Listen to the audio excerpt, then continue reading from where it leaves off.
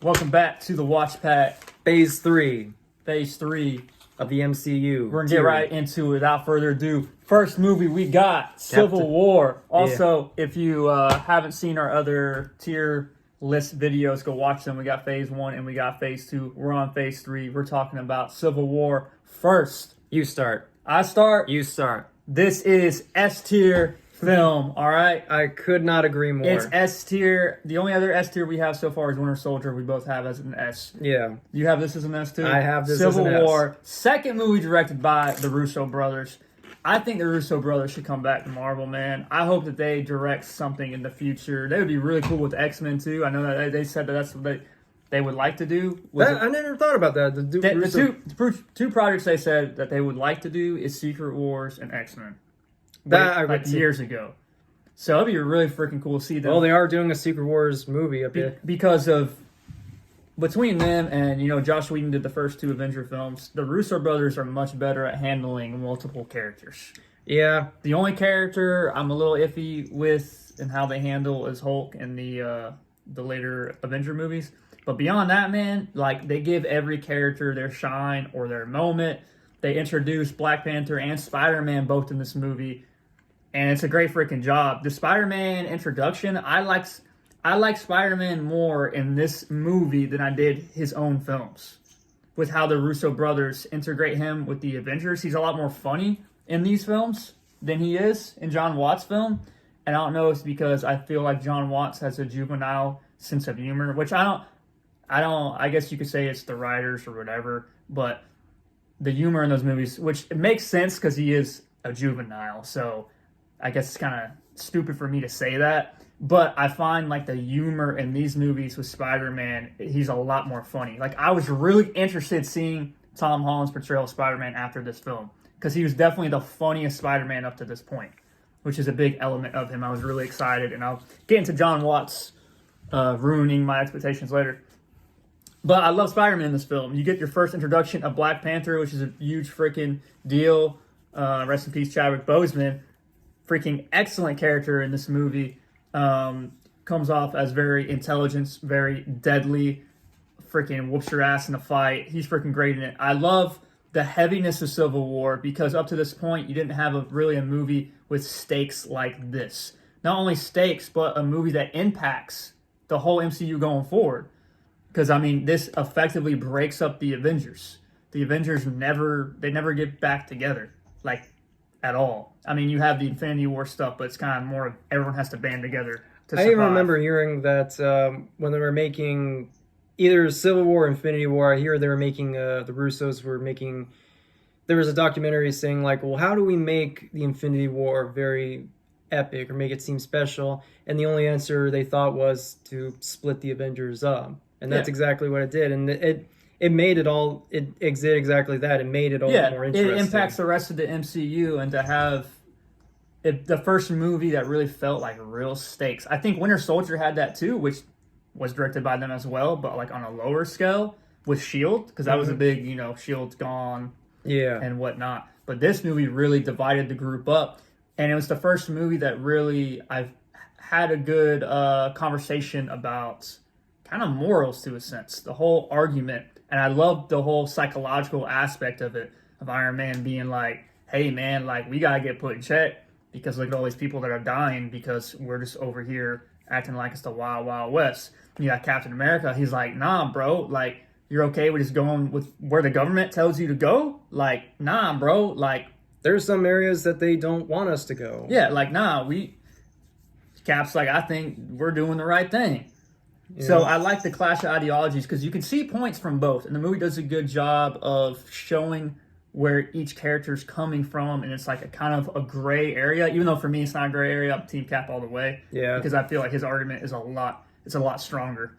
But at the same time, I can also feel where Tony's coming from because it's mostly coming from a side of guilt. Yes, it's all guilt. Because, like there's a whole scene where he's talking to like this one woman, going in the elevator, and he said that his son was there during the Battle of Sokovia and perished, and he blames Stark for that. And there's other good things about the movie. They really got the emotional beats. Like you really feel that. You feel that way on Tony. And I do think up to this point, this was probably my favorite Robert Downey performance is in the Russo brother movies compared to Jon Favreau films and the Josh Whedon films. And I think it's because they give more of an emotional thing to work with. I think you see a wider range of his actual acting, especially like the emotional beats. I love Robert Downey Jr. and yeah, he's a lot of fun as Tony. But yeah, you do have a point. At times in his own films, it don't feel like he learns anything. Right. So I gotta give him that. Personally, for me, I think the only thing we'll differentiate is that I think I like this one just a little bit more than Winter Soldier, only because it feels like this one is the one movie where I feel like it has a little bit of everything that the MCU has, because it has the turmoil, it has the edge that we have on these other films, but every now and then they'll throw in an airport fight where you see Spider-Man crawling on Ant-Man's face as a giant and everything, and just fun shit like that where it feels like a comic book. I do agree with you on that point. The only reason I would not... They're both S tier, and I almost put this in A simply because of writing. But the movie does... There's so much good here that there's some movies that I have S tier. It's just because there's so much good, even the bad, it doesn't even matter. Because the crap they do well, like, it's too well to where it's just epic. And I feel like Civil War is that movie. But as far as writing, my biggest problem is with Baron Zemo. I don't think that he would have been able to pull all that off. And it seems very convoluted, to whereas Winter Soldier, the script was a lot more tighter and the story was a lot more neater as far as writing. And I think it's a much better written movie than Civil War is. But Civil War has all like the theatrics and the spectacle along with the emotional beats and character introductions and arguments of morality and good action, good choreography. So it's like that outweighs the scripts a lot. Yeah. And so I do think it's an S tier. I'll say that. Yeah, and I'll just add, last thing I'll even add is going back to like it feeling like a comic book movie where just like characters will just come up and it'll feel, I don't know, and it'll feel natural. Like, like we were saying, this introduces Spider-Man and Black Panther. Yeah. Both naturally, but for me, it was, this coming from a Spider-Man fan, when I saw Black Panther, I should say T'Challa, when I first saw him and, just look all engaging and you saw what happens to his father and then you see the Black Panther, which is a good suit. It is a good looking suit. And then as soon as he takes off the helmet and you find out it's him, it's like, son, no talking, no explanation. You just get it. You instantly, because you knew who he was before. And that goes to your point of it feeling like a comic book. Yeah. How they seamlessly, like these characters have already existed and how they seamlessly introduce them. Yeah. And I think it was a smart idea that he was the one to talk to Zemo about, as at the finale, because it's like he's getting closure as well as, I don't know. It feels like a self-contained Black Panther story in this bigger, story, in this bigger epic. And that's really what I would call this, like an epic. Yeah, it's epic. And like I said, they do a good job with all the characters, good choreography. It's definitely... Like I said, that chase scene, the highway chase scene where it's like Bucky and then Cap and then Black Panther, that was intense. That was engaging. The scene where the Avengers taken down, was it Crossbones, and it ends with them, blowing up the building and everything. Yep. That was engaging. The end with freaking Iron Man trying to kill old bro, Winter Soldier. All it ends with Cap pinning him down and tries to decapitate him with the shield, and it tried to almost go U.S. Agent on him, and with him just leaving Tony all alone and broken inside, figuratively. And still, after all that, this is why I'm Team Cap.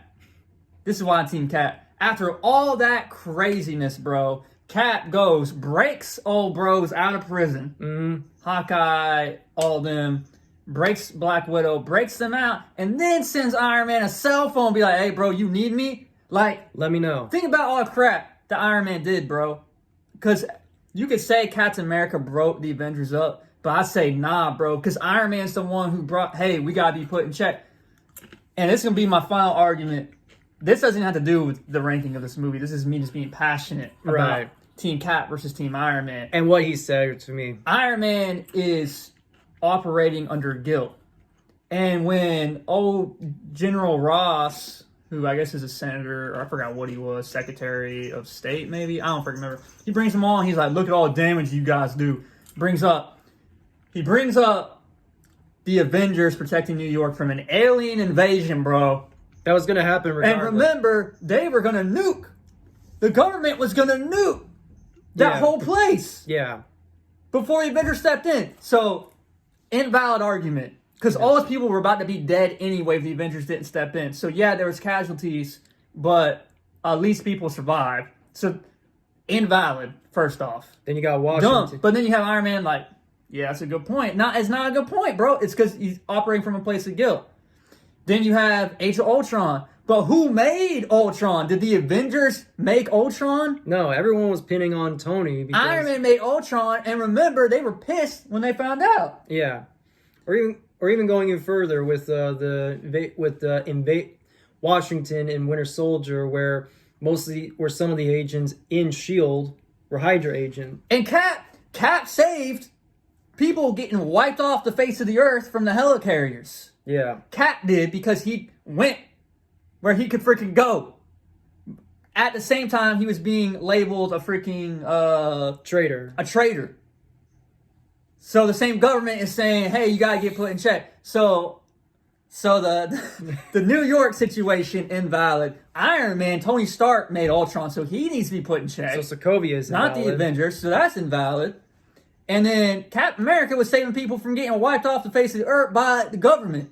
So all invalid, bro. But Iron Man, he's a more emotional character who's like, hey man, we can't, like, he's not as rational thinking as Captain America, which is why I like Captain America, because he's firm. Like, to me, he's a better, a more moral person. Like, nah, bro, like, I'm putting my foot down. What we're doing is right. And granted, Iron Man's whole story kind of started with his own creation literally blowing up in his face, and he's paying the consequences. So, and then old bro gets framed. Winter Soldier gets framed. Think about Winter Soldier, bro. He is a victim, man, bro. Yeah. What? He was a service member of the military. First off, in World War II, defended the nation, got captured, fucking brainwashed, turned into this killer against his will. Then he's framed again, and everyone's trying to hunt him. And who is it who's like, nah, bro, this ain't right? Captain America. Captain America. And then, the end of the film, bro, after all this, and then Iron Man, he's like, oh yeah, I locked up Scarlet Witch, or whatever, or... And put her in a straitjacket while doing it. She's being watched by Vision, and Captain America's like, and Captain America's about the sun. He's about the sun, but then Iron Man's like, oh yeah, and he's like, what are you talking about? Like, and he's like, it's not like she's in chains or whatever. And I like that little squabbling that they go back, because that's a great acting scene too. Because I feel like there are many scenes that we don't see in these movies where they're just at each other like that, and it just makes them feel a lot more. Oh yeah, the way Robert Downey's acting in that scene, he like, give me a break. Yeah, he throws the pen down. Give me a break, man. But nah, dude, you get Captain America a break. So then all that, and in the movie, I always was blown away about the Team Iron Man supporters. My brother Jonathan, I think he's a big one. He's probably going to be in the comments and saying this is BS. But think about it, bro. Iron Man finds out Winter Soldier iced his family, his parents. And then gets fucking pissed and tries to kill Winter Soldier. And then he looks at Cap and he was like, I trusted you, blah, blah, blah. You needed to tell me. Sorry, Cap. I was trying to eat a turtle. Why do you think Captain America did not tell Iron Man? Given the whole movie and how emotional Iron Man is, all the emotional crap that he does and how he responds, why do you think Steve Rogers didn't say, hey, bro, my bro killed your parents? If I was in this situation, I would have done the same thing. He never would have known. Because of how he responded. And when he found out, what he tried to do, he tried to immediately, there was no hesitation. He immediately tried to kill the Winter Soldier. So the whole argument that Cap should have just told Iron Man, that's BS, bro. That's BS. Come on now. Come on. He didn't even think about it. He was just like, yeah, I'm about to ice Winter Soldier. I mean, the only thing I'll say to that is that there's always a time and place for some things, but that I can't really have much to argue on that. I felt like he was trying to spare his friend from that pain. Both of his friends. Yeah. He's got two friends he's trying to look out for at the same time. Give this man a break. Yeah. And then you got audacity to be like, you don't deserve that shield. Nah, bro. He deserves like 10 shields, man. He should be shield. I'm very passionate about Civil War. This is why it's an S tier movie, because it draws these emotions out. And it really did start this phase up with a bang in more ways than one, because this was just the start of many great things. Yeah. Definitely S tier, man. Let's move on to the next one. Spent too long on Civil War. Yeah. I'll let you start this next one. It's Doctor Strange. Doctor Strange. Hell yeah. So here's the one that I was thinking, because when this came out and I heard that was, when I saw the trailer and it looked so good, and you got a great actor playing Benedict Cumberbatch, or playing Doctor Strange, I still don't know how to feel about it. I give it like a very high B. I'm going to cut in here. I'm a B as well. Yeah, because I really loved it when I first saw it. But aside from like the amazing visuals and, like I said, Cumberbatch as Doctor Strange, there's not a whole. It gives me exactly what I thought I want, and that's about it. See, for me, it was better than I had actually anticipated it to be, but it's still a B. But Doctor Strange's character, I don't really care about. But I will say this movie did a good job of, I like Doctor Strange's character simply from watching the movie. Yeah, and you can tell and from coming from someone who, does a lot of, stuff with his hands, I do sympathize where he is going through with, injury. Although it is kind of interesting. Rewatch that whole car crash again. The fact that he just injured his hands. Oh, yeah, it's a little unbelievable. Yeah. It's a little unbelievable. Like, it's pushing the intensity, further, which is good. You want to get the feeling that this is a bad thing. But it's a miracle he has hands in general. Yeah. Well, it's ironic for saying that in a movie where he has, powers of... Right. But still, come on. But with that being said, I like his journey to it. It kind of has a bit of a Batman Begins feel to it. He's got good character art. Yeah, as a character. And I like was it Tilda Swinton as the Ancient One? She's a lot of fun. Benedict Wong as Wong. He's a lot of fun. He's a lot of fun as the foil for Doc Strange. I love the part where he's listening to music and Strange is using the portal thing and apple. Yeah, and that's really funny. Also, the visuals is let's get to the best part. Definitely reminds me straight up Inception. Yeah, which is not a bad thing. The visuals are very, very good in this. I always say it's like the mirror dimension. I always call it as the kaleidoscope vision, because that is exactly what it is, and it is so much fun. But aside from, and I like the cloak of levitation that has so much, personality and such. The only thing that really gets to me is, the villain. Mads Mikkelsen is a good actor, but he's wasted. Yeah, he's just another boring Marvel villain. But he's interesting in how boring he is. Like, there's one scene where where Strange is fighting with him, and he has like this giant artifact, and Mads Mikkelsen is just like, you don't know what that thing does, do you? And he's boring, but he tries to make it interesting boring. Yeah. And of course I like the ending where he's talking to Dormammu, and it's like, Dormammu, I've come to bargain. Like, that was really kind of fun. It's kind of like one of those things that it subverts your expectation. You think it's going to be this big epic battle, but it's really just yeah. Oh, and I almost forgot. Chetotwa, I'm gonna butcher the name, but Echwejifor, the black man, the one who's helping Doc Strange throughout all this. He's really good. Yeah. It kind of bums me out that he technically didn't come back in the second one. I think he would have been really good, and because with how the second Doctor Strange, which we'll get to in a later video, goes for a more horror feel, with the way how it ends with him, and it gives it a very sinister feel. I would have liked to have seen more, but we do and we don't see more of him, and that's really cool. Yeah, it's not the same. But Yeah, I think this is a B because I like the movie, so it's not just like a yeah, it's cool. I do like the movie better than I thought I would like it, but what keeps it from that A ranking, I think, is because it's a little generic or like Marvel formula, and also the villain is not interesting. Yeah, But it's still a likable movie that I like. I like the thing that really makes that a B is his performance throughout keeps you engaged. it does. Yeah, um, So I that's about it. yeah, For solid B for Doctor Strange. solid B. All right, I can't wait to get into this one. Yeah, Right let's get it. Let's I'm gonna rip say this as little as I band. possibly can. Guardians Volume 2, bam! Directed by James Gunn once again. Now, I think Volume 1 I gave an A to, I'm pretty sure. This is that stupid dance scene that I didn't like. This is a D. This is a D for me. I don't like it. So I feel like people, from what I've seen, either love or hate this movie. I don't think there's an in between. I don't like this movie because James Gunn really like triples down on like toilet humor, and it's so in your face the whole entire movie. And I'm very big, and some people might not.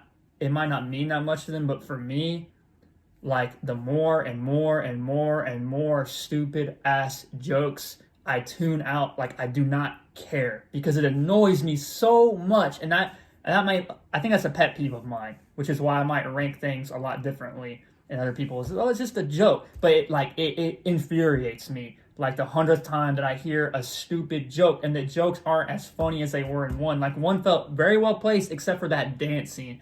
But it's like that dance scene times 10 and like little jokes throughout the whole movie. This is also the movie that really, really dumbed Drax down to me. Like Drax in one seemed competent enough to where he could be like a fearsome guy. But when two comes around, you don't like he fully embodies just a joke. Is how I feel. Like his character kind of gets assassinated. Which in three, they kind of bring that back up and kind of rectify it in a good, fulfilling way. But he just seems like a joke in this movie. And then a lot of, yeah, I think Baby Groot is cute and all that, but I feel like it's kind of played at for like laughs and like awe moments. I don't care for Ego at all. I think he's a stupid ass villain, and I didn't really care for like his interactions with Quill or selling us on Quill wanting to get to know his dad. I didn't like the story as much as I did in the first one at all. I didn't like Ego as a villain. And I'm sorry, I wasn't even that sad to see Yondu go. I love the actor who plays Yondu. Michael Rooker. Yeah, but I never bought into his and Peter's relationship. Like, because it was so tumultuous in the first film, and in the second film, they start hinting at there's something deeper there, but before you really feel that, he's taken away, is how I feel. Like, it wasn't developed enough to have that really emotional impact that it was supposed to be, but other people do feel that impact. So, but for me personally, this is why it's a D, because things just don't land for me. I don't like the humor. I don't like the villain. The only thing I do like about the movie, but not enough to make it, oh, it's just a cool movie. It's like one moment that I really like. Two, I would say, is Rocket taking down all those fools in the forest was cool as crap. And when Peter had freaking Super Saiyan powers fight Ego. That's the only two things that I liked about this film. Yeah. I'm giving it an A. Oh, man. I really love this movie. You know, you're right. It does double down on all of like the Gunn-isms, James Gunn. I'm gonna add this to my rewatch. But we're gonna rewatch this one together. So I really like this. I one. criticize as the movie goes on. There's a lot more than just jokes. A lot of it was just a lot of the stuff that I even really remember is mostly just them just sitting around in this, you know, in this beautiful looking planet. This is one thing you gotta watch to say this is a pretty looking movie.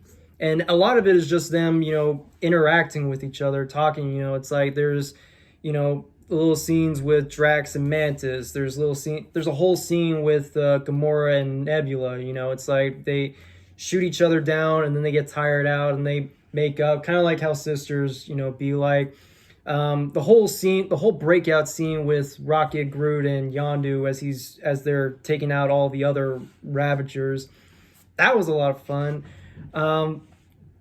And yeah, I do feel that connection, and I mean, I'm sorry. After Mads Mikkelsen, the villain in Doctor Strange, Kurt Russell is just oozing charisma in this. I'm You know, sorry, it's like I do not feel that. I did, but and just when you find out what he is exactly, you know, you find out he's a planet and he can create all these other things, including a whole form. It's like it is so out there that I'm just beyond intrigued by it. It's like I legit want to know more. Like what, how, what, and all that stuff. And the only time where it got really kind of dull was when it was the final, when it was like the climax, you know, and it was just more shoot up, you know, shit and everything, and there wasn't that much, with the exception of like, you know, him turning into a Pac-Man and then colliding with. But aside from that, there wasn't a whole lot. And yeah, all I can really say is I just had a fun time. You know, I just knew that I just kind of went in when I walked out of the first film. The one thing I really asked for was I just wanted more of the same, and this is all I got. And it just looked, in my opinion, this looked even better than the first one. It had like this sort of afterglow, I don't know. I just had a fun time with it. And you're right, you know, all the stuff, you know, like Rocket, you know, messing up with all the other guys, with all the Ravagers. What was it? Like I said, I do like that scene with Gamora and Nebula. You know, they're just shooting each other up, and then they're just fighting. It's basically like space gladiatorial version of like sisters fighting. You know, yeah, yeah. Not much else to say except I just really had a fun time with it. All right, he had a fun time. It's an A for him. It's a D for me. We're gonna move on to the next movie. All right. Which I'm gonna keep the hate train going. I'm the hate conductor today. I'll have to start on this one. Spider-Man Homecoming. Look, you gotta have Iron Man on the cover and Avengers Tower in the background. Who gave this a 5 stars? Sean Edwards? You're freaking wrong, Sean Edwards. All right, you can start. So I gave Spider-Man Homecoming a B. A B? Yeah, and that's being generous. Here's the thing. We might do like a S tier where we're talking about all the Spider-Man movies, so I'll try to you know, say little without saying a lot. But coming from someone like me who from the very beginning has seen all the Spider-Man movies in the theater. I grew up watching these movies and knowing all the trouble that both Sony and Marvel had to deal with getting an agreement together. I get this is about as good of a product we could get given the circumstances. But with that being said, I think a lot of it for me just comes down to like spider fatigue at that time. Like everyone was wanting to see like that one perfect Spider-Man movie. They were thinking of like all the good things from the Sam Raimi movies to the good stuff that came from the Mark Webb movies kind of coming together, and we got something okay. But I looked at it and it's like, okay, I get why they had to make a lot of differences to what we knew before, like, you know, Aunt May being, you know, young and attractive, and a joke. Yeah, a joke. And no, I get why it's Ned and not whatever Harry. Another joke. You know, MJ. Another joke. And I get why in the first film it chose a less known love interest named by Liz Allen, because you already had Mary Jane, you already had Gwen Stacy. You want to stand out, so here's Liz Allen. You know, that's fine. It looks like she was 20-something. Well, they all did. Except for Tom but with that said, I can't say that this isn't a fun movie either. This is more like along the lines of like, say, the Ant-Man movies. Which don't look at me. My rankings are way different from yours. Don't get me wrong. We liked the first Ant-Man. But here's the thing. Spider-Man is not Ant-Man. Spider-Man is Spider-Man. And there's this... When you think of like Spider-Man, like a Spider-Man movie, you want to have like sort of this grand feel to it. You know, the other movies are not perfect, but there's this grand, but they felt grand. They felt big, like it was a big deal. Yeah. And this feels like a Spider-Man issue. You know what I mean? Like it's just, you know, a one-off where you can just, you know, enjoy and then move on to whatever else. There's no emotional beats in the movie. Yeah, and even with, you know, I learned to accept it as the later films came on, but, you know, the one thing that I got, but at the same time you could have had something more, is not showing or mentioning Uncle Ben. Yeah. You know, and they try to bring out the whole, there's this one-off line where it's like Aunt May's been through a lot, but everything else is so different that I don't even know if Uncle Ben was even a thing, and Aunt May doesn't feel like there's much. It doesn't feel like she went through a lot. It just seems like, you know, like the cool young aunts. That's about it. Yeah, but with that said, like I said, I'm saying before, this is a lot of fun. Tom Holland is a charming actor. He's really good as Spider-Man. I like this suit that he has. You know, I like the fact that we have a Spider-Man that has like a suit that's all filled with gadgets and all, you know, starked up and everything. I like that we see more. You can tell that they're trying to be. Okay, you were saying about with Spider-Man in Civil War that he's. It makes sense because, you know, he is a juvenile. That makes sense for all the comedy, but you can kind of tell that this one was trying to go for a more John Hughes kind of Marvel film.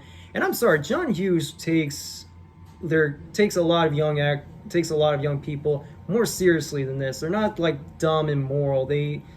And I won't say he's immoral, but he is very, what's the word to even go for? Impulsive? You know, would that be a right thing to say? Like, you know, he thinks he's doing the right thing, but he's still kind of shooting himself in the foot many times. And I'll give it this. The one thing I'll give it this, that as far as like the previous 5 films that they made, I liked Vulture. Vulture, I think, is one of the better villains. Best scene in the movie is the car scene. Yeah, and Michael Keaton. In general, I just think Michael Keaton's a good actor, and I think he really pulled off the Vulture very well. I don't think it's what it's like in the comics, but at the same time, I don't really care. I just want to have. He has that sinister look, like he has that, you know, that evil eye on him and everything. And when you find out who he is, like you know, when it's after he, you know, kind of almost gives up being Spider-Man a little bit and goes on with a date with the Liz Allen character, he knocks on the door and he opens up and there he is. And immediately you have that tense up feel. It's like, oh my God, they got him. They got him. It's like, you're Peter, right? Liz is waiting for you. It's like, fuck. Like you can just tell that it's kind of like in the Robert Pattinson Batman movie when Riddler starts saying Bruce Wayne, when you think, oh shit, this just got a whole lot bad to worse and everything, and you're just waiting for when the moment even comes. And sure. And yeah, I'd say the good for me before I get into all the bad.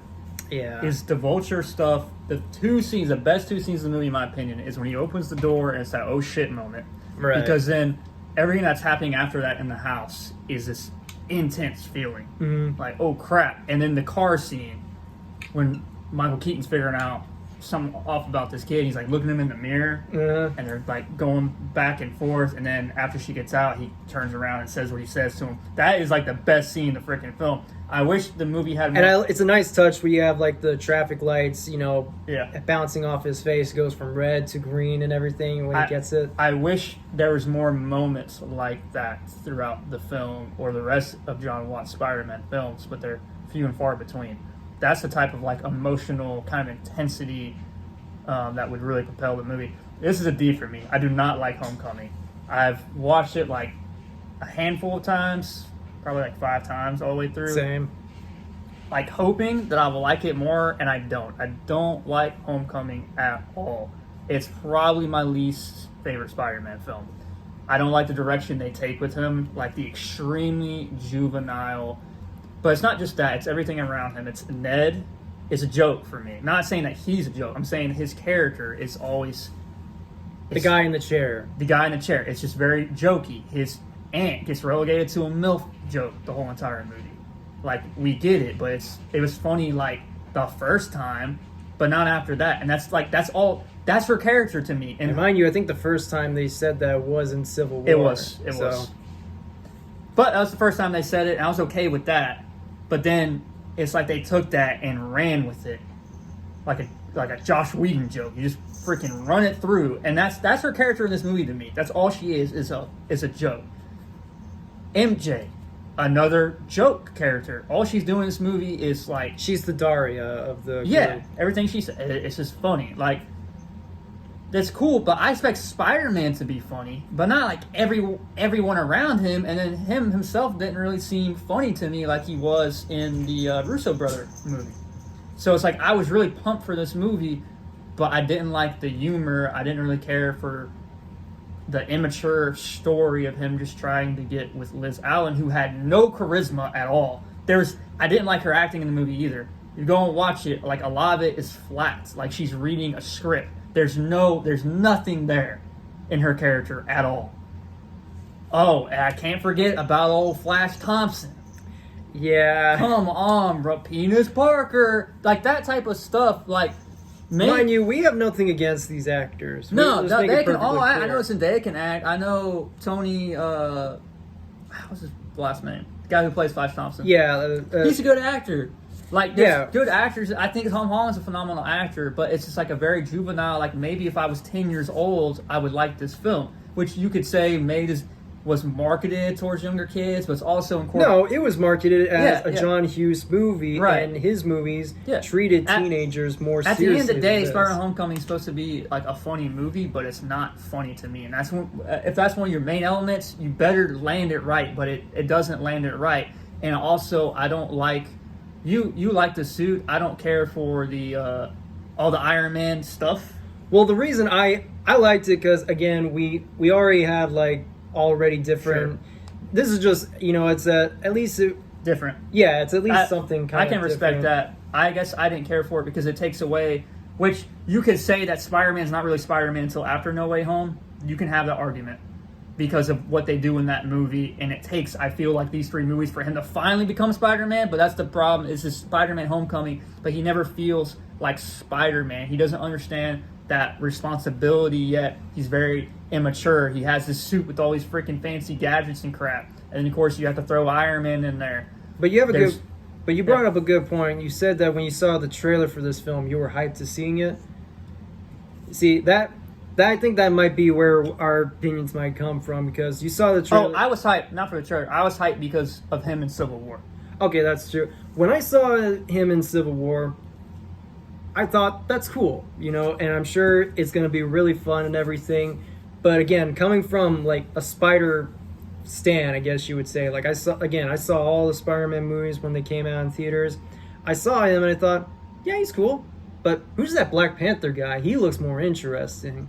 Like, I think that's where I'm coming from, too. It's like, it's spider fatigue. Don't really think about it. So, I disagree because I never got spider fatigued. Mm. I was really happy because it took so long for Sony and Marvel to work this out. And because I loved his performance so much, I guess my hype came back for Spider-Man. Yeah. So I never felt that fatigued until I saw Homecoming. And I totally get it. And a part of me was hoping that this would have been the definitive Spider-Man, but when I saw it, I'm like, close enough, I guess. And this was before, I think this came out like around just a few months before Spider-Verse came out, which, well, that's a whole other statement on its own. But mind you, this is like after 5 live-action Spider movies and pre-Spider-Verse era. So that's kind of where I was at the moment. So. Sure.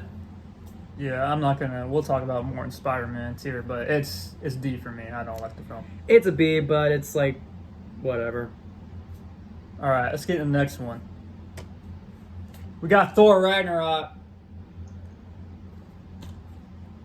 You start or me start? You start. But let my reaction give you an idea of what I'm thinking. This is an A for me.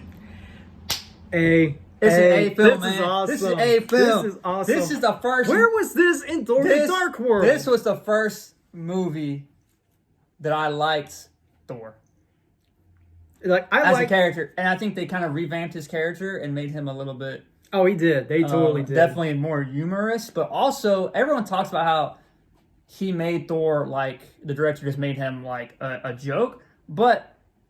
I feel No, like, that's Thor 4. yeah, but they say that it started Ragnarok. But yeah, he's more jokey, but there's still some like intense character moments. Yeah. Like when the whole thing is him finally accepting he's the god of thunder. That's why at the end he gets his freaking eye taken out and he's sitting there getting killed. And then it's like, what are you the god of? And then bro gets a power up. Like people forget, like they sleeping on Thor because of Love and Thunder. While but playing the immigrant song at the same time. one of the best scenes in the MCU. I don't care what no one said. It's in top 5. Oh, You know yeah. what? I'm gonna say it's in the top 3 scenes of the MCU. It has to be that wide angle shot with that freaking rainbow, that bridge, Yeah. and everyone on it, and the slow mo, and the immigrant song after he gets his power up. Or hell, Bro. just hell, even think back to like the opening where he's, fighting like that dragon, with Yeah. Surtur and everything. That's fucking epic. That is Yeah. a way to And the open a bro's show. head gets cut off and comes through the freaking. You got And then Carl. the pupil roll. You got Carl Urban sitting there joking around, and he's legitimately funny. See, Yeah. I don't really have a problem with humor as well as it lands well and is well placed. Thor Ragnarok, the humor is well placed. There's I genuinely enjoy it. Not like how I feel about Homecoming or Guardians 2. Like it's legitimately funny. And With also having a good story and a lot of good freaking action. yeah, I was saying like in Thor: The Dark World, like I wasn't saying the backgrounds were bad, but they all just kind of look bland and standard, like a throwaway shot at Game of Thrones. Almost every shot in this looks like it could be the cover of an 80s rock album. It's got that color to it. It has that color, it has that flair, and my god, Hela is an awesome Super underrated villain. Phase 3 has some of the It's that best hammer and ones. just Yeah. like, oh snap. And then you have introduces Valkyrie, which is I think this is her best performances in this movie. Yeah. Introduces her, she comes staggering off, drunk or whatever she was. Yeah. Hulk. It starts the jokey Hulk, which I feel like Mark Ruffalo Hulk was always joke, but he works well with Thor in this movie. Yeah, and after Age of Ultron, where I did like Age of Ultron, but if there's one thing that I was kind of missing is that I would have liked to have seen a little bit more of the Hulk. Not saying like jokey, but just a little more, because we got a little snippet of him in the first Avengers, and it's like I wanted, and you had that whole the bit where he's beating the shit out of Loki, and you go, puny god. It's like I wanted a little more of that, not flanderized, but a little bit more than that. And we definitely get that. And yeah, you get the buddy thing with him and Thor too. it's kind of like they're the MCU version of like Planet Hulk almost, because it has sort of a gladiatorial take on it. And even some of the when Jeff Goldblum is in it, Grandmaster. yeah, he's a lot of fun. Perfect. I like the humor in it when he just vaporizes that guy in front of freaking Thor. He's like, oh snap! Oh my god! Loki's great in it. Yeah, he's always been great. Yeah. And this is probably one of his better ones. It's the best action of the Thor movies for sure. Yeah, Like that, bro. The immigrant song and Hulk is just yeeting people and crap like that. Like the whole bridge sequence is crazy. You got Korg up in there. Like Thor Ragnarok is Played by the director. so freaking good. It's A tier. I like it better than I like Iron Man, which I put in A tier too. yeah, and Like Thor Ragnarok is a solid freaking film from start, and in the end, the whole freaking Asgard gets just blown up. and that's like how the movie ends. Like, and Odin dies. Yeah. You got Doctor Strange up in there too. Yeah, and they're just like in little snippets. That's Yeah. all it is. It's just little snippets, and oh man, this was just like this is like I'm ashamed to say this is one of the movies I did not see in theaters because you missed out. because I don't like Thor as a character. He's never as like compared to Iron Man or Hulk, Captain America, even Hawkeye. Like Thor's never interested me at all. Maybe it's because there's no like connection there. And I like Thor 1 was okay for me. Thor 2 was okay for me. He's all right in the Avengers. So I didn't go to the theater and say, oh, the new Thor movie because it was just going to be okay for me. Well, for me, it won me over because, like many other ones, the only thing that helps it levitate is because they have Hemsworth's charm in it. That's, he may not, you're right, they don't write him that interesting in some of these other films, but he's at least charming, and he's at least really fun to be I say that around. to say that I've watched this at home by myself on Blu-ray on my TV, and I was like, bro, this movie is wild. Like, Yeah. I was so mad not get to see that bridge scene in theaters.